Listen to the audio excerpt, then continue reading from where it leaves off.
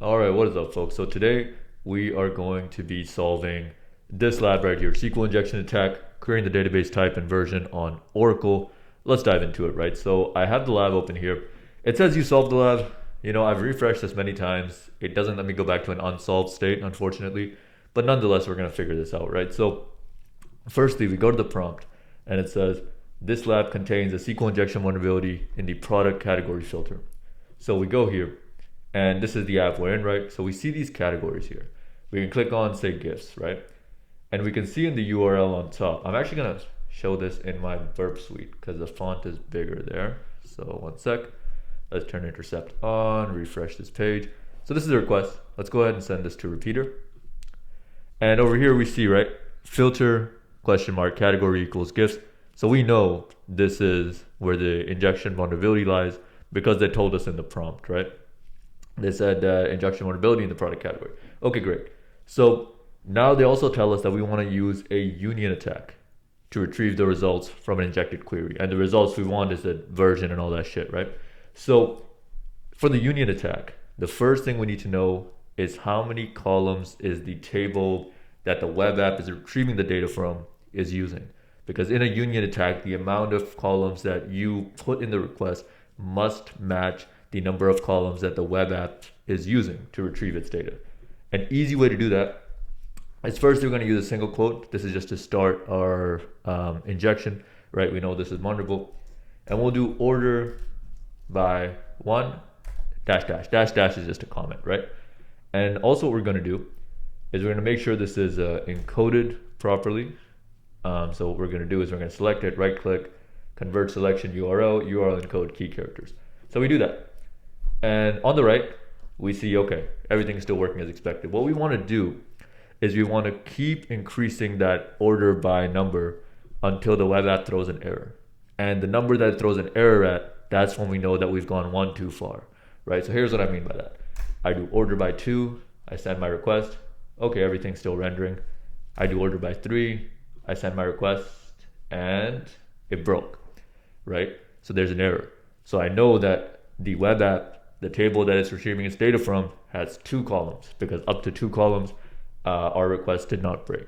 Okay, cool. So now we know that. How can we actually use this to start getting the data we want?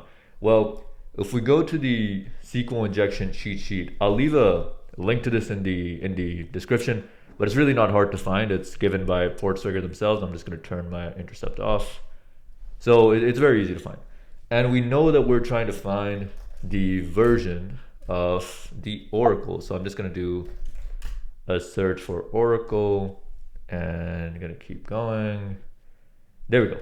Database version, right? So this is the part of the cheat sheet we want. And we see here, it says select banner from v $version. Now, if we want to be really thorough, if we just search v $version in Oracle over here, we can see what kind of data types this table has. Another important part of the union attack is that data types have to match. And I'll show you a little trick for this, right? What I mean by data types have to match is in our web app, it's retrieving strings, right? We see that because, or varchar, I guess they're called, but basically these fucking characters, right? Sentences and all that. So when we union and try to retrieve data from another table, that data that we retrieve must be of the same type, in this case, varchar type, right? So what we're going to do now that we have all of this information, I already have the payload ready, but I will explain it as well. So we go back to our burp suite repeater, and we are going to put that in here. And I'll explain this step by step as well, right?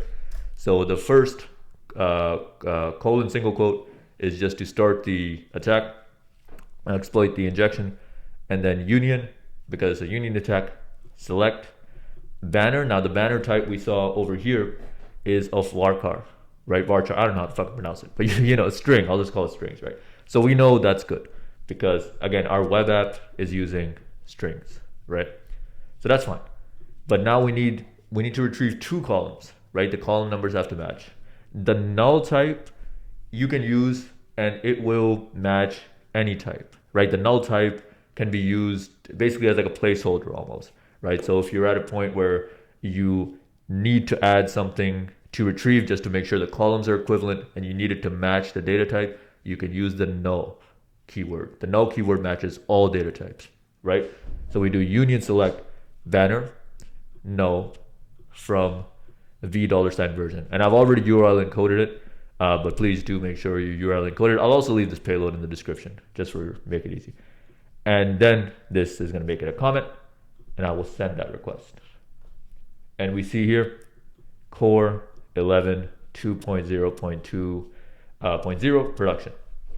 That was not there before. That's the version that we were looking for, right? So we retrieved the banner and we have solved the lab, right? Hopefully that was helpful. If there's any questions, comments, let me know. I'm more than happy to help. If you would like to see any sort of specific content, let me know, right? I'm very passionate, very motivated with this cybersecurity shit.